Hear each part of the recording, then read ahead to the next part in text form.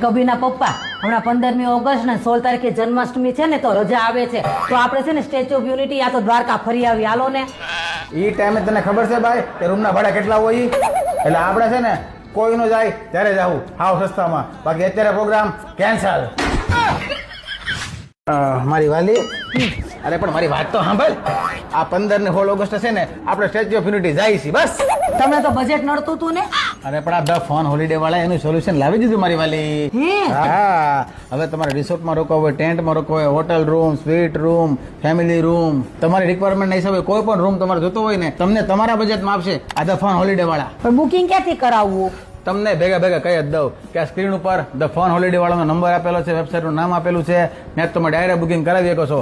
અને આમ જો 15 તારીખે સાયરામ દવેનો અને 16 તારીખે ગીતાબેન રબારીનો પ્રોગ્રામ છે સ્ટેચ્યુ ઓફ યુનિટીમાં. હે? હા, તો અહીંયાથી બુકિંગ કરાવશો ને તો તમને આની ટિકિટ કોમ્પ્લિમેન્ટરી એટલે કે એકદમ ફ્રી મળવાની છે.